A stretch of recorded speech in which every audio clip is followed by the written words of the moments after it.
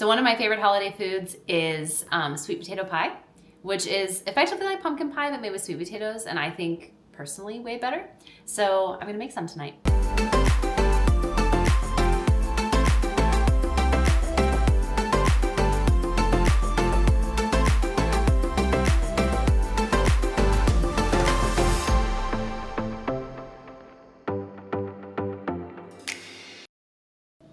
All right, so the first thing you have to do is cook your sweet potatoes. And these are very giant sweet potatoes, so it's probably more than we need. Most people will bake them. I personally like to boil them just because it's faster. It also makes them a little bit more moist, which I think is nice, especially since the pie crusts I have to use are gluten-free. So I'm gonna boil these now, and I'll start by peeling them first and then dice them up and throw them on to boil. I will show the pie crusts. I buy the Trader Joe's gluten-free pie crust. They're like already made, easy to bake. You know, I don't have to do any work. That's kind of a theme with my cooking, is how easy can it be. And so that's what I use. These are supposed to thaw for about 10 to 20 minutes or so before you cook them. So I'm just kind of setting them out at room temperature while I work on the sweet potatoes.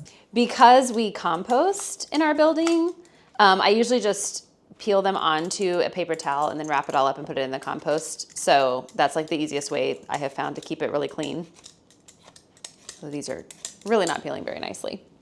So I think with how large these sweet potatoes are, I'm probably gonna end up having enough for 2 batches. So that'll be 4 pies. So I'm probably going to end up freezing half of it for a future time. So once I've diced it, I'm just going to boil it.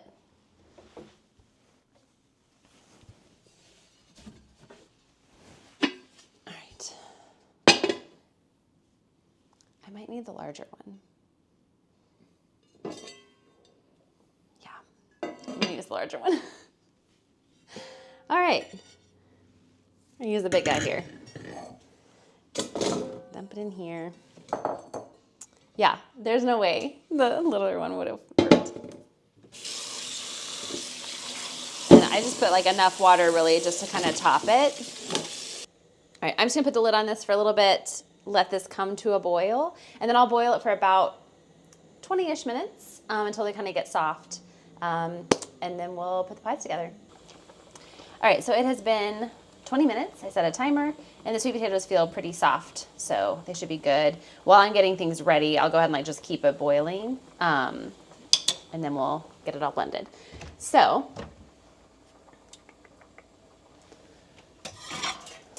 this guy here. Another mixing bowl. All right, so I'm going to use an immersion blender to kind of puree the sweet potatoes. And then I did notice that it is actually kind of late in the evening to start baking the pies tonight. They take about 55 minutes total to bake.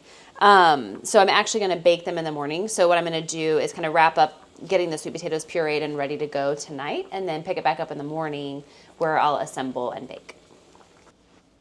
All right, it doesn't take much to get the sweet potatoes kind of mushed. You could honestly just use like a potato masher if you don't have an immersion blender. It's not rocket science. They mush up pretty easily. So what you're supposed to have for the 2 pies that we'll bake here is 3 cups. I definitely have more than 3 cups here. So I'm just going to divide this in half, and I think that'll be about right. And we'll freeze 1 portion for some future pies and then have some for tomorrow.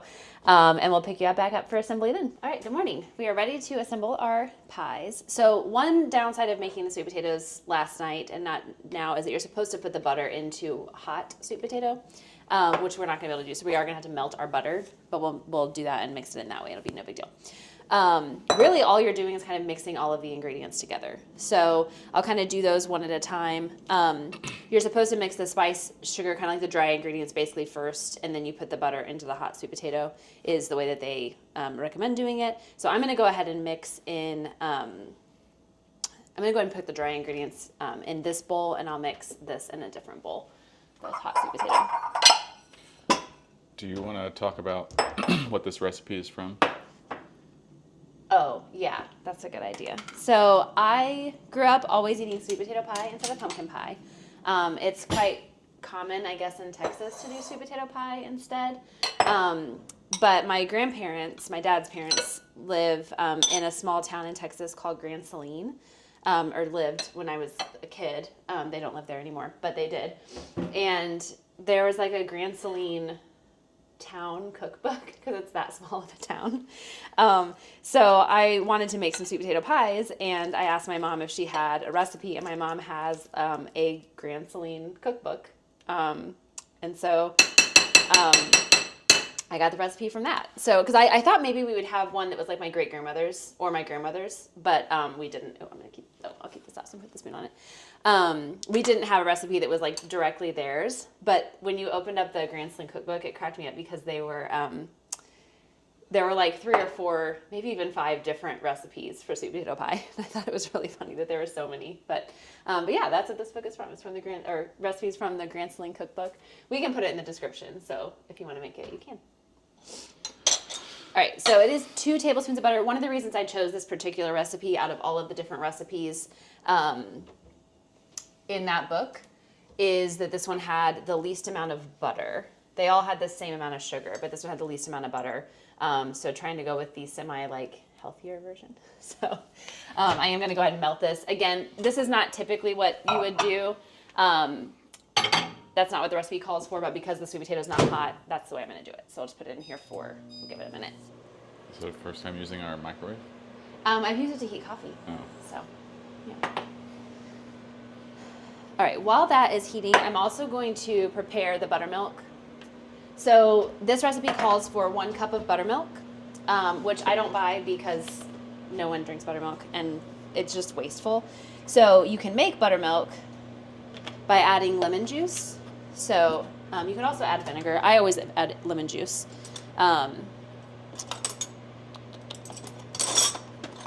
So it's 1 tablespoon of vinegar. I'm sorry, 1 tablespoon of vinegar or lemon juice for 1 cup of milk. So I need 1 cup of milk. Oh gosh, that's really hard to open. So I'm gonna do 1 tablespoon of lemon juice. There we go. And then we'll just whisk this together and set it aside. All right. Get my butter out.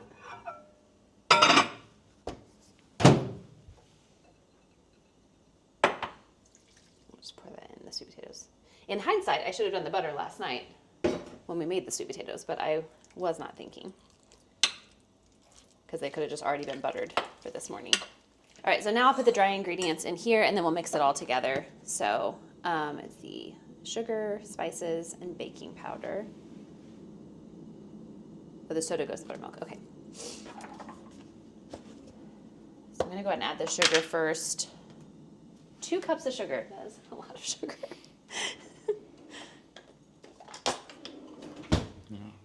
Makes 2 pies. I mean, it does, but still, that's a cup of sugar per pie. That's a lot of sugar. And sweet potato, I think, is already so sweet. But all of them, I think all of the recipes came down to about basically 1 cup of sugar per pie. So I'm going to go with really scant cups. Oh, except for that one.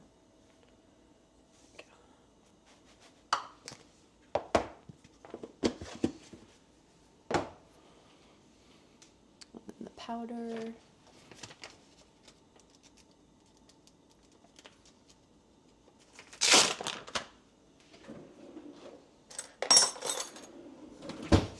And it's 1 teaspoon, it's 1 teaspoon each, powder, soda, and then the spice. And it calls for cinnamon, but I actually like to use pumpkin pie spice because I think it has just a little bit more depth to it, a little more complexity. So we're gonna add that into the sugar. The soda goes into the buttermilk. Just mixing all the spices in there. I'm going to go ahead and put the soda in with the milk, and that way it's ready to go and I don't forget it, because I'm afraid I will if I don't do it sooner rather than later. Mix that in there. Using all of the bowls. I always dirty lots of dishes when I cook. This is why we need the dishwasher. All right, so we're going to beat 3 eggs And I'm just going to beat it with a fork. I don't think it needs to be like beaten super heavily.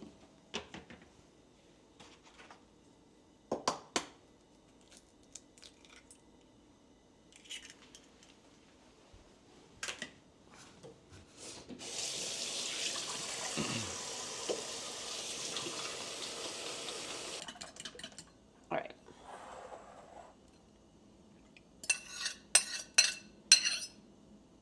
Eggs. I'm going to go ahead and put the milk in here. And I'm going to kind of stir all of this together, and then I'll fold in the sweet potatoes. Do you need a mixer? I mean, you could use a mixer, but you don't have to. You can just do it by hand. This doesn't have to be like whipped together. It might be easier when I get the sweet potatoes out, because the sweet potatoes are cold. It might be easier to use a mixer, so I may get it out. Good timing, our oven is heated up.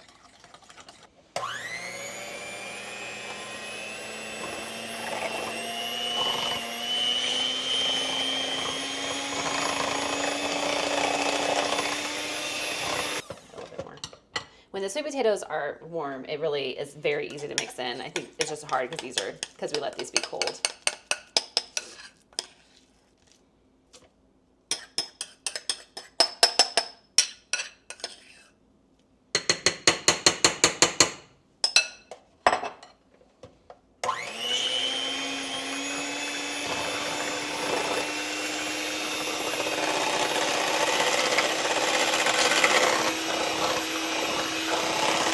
Once everything's mixed together, when you have the pre-made pie shells, you just pour them in the pie shells, so it makes it real easy.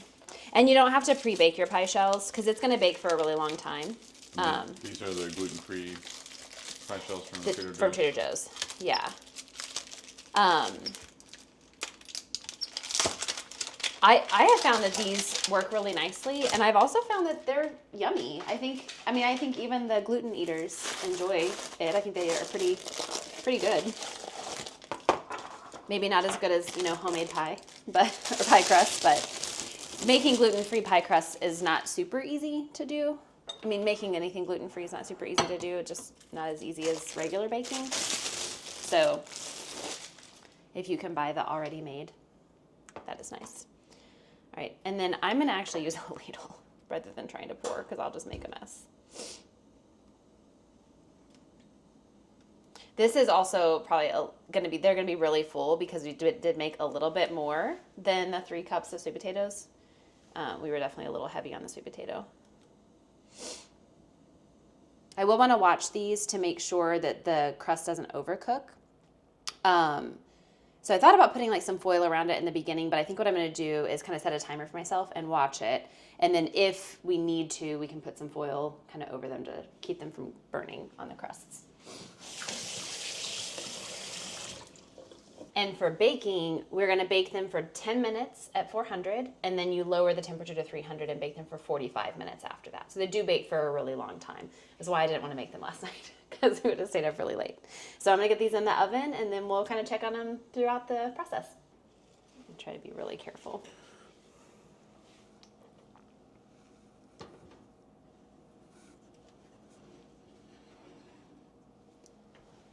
They're very liquidy and very full, so really slow.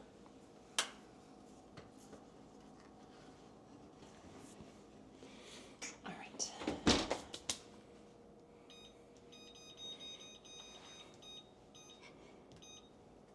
Timer set. Okay. And now the fun part begins. The cleanup.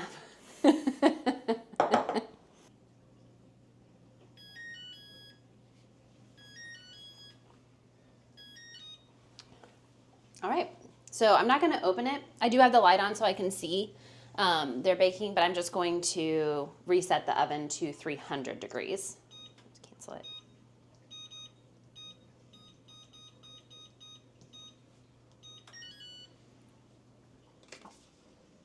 All right.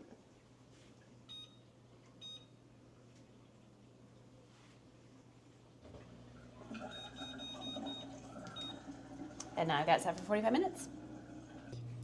I feel like I'm on Bake Off. Oh, yeah. I'm like, It seemed underbaked. Like, I think they're gonna be good. Is it as stressful? I mean, since Paul Hollywood won't be tasting it, no. Your dad's approval doesn't mean as much as... No, my dad and my mom are not the same as Paul and Prue. I don't have to worry about it. As long as I don't have a soggy bottom, I'll be fine. It's like delicious. They still look a little gooey in the middle, but I think they'll be all right. Ooh.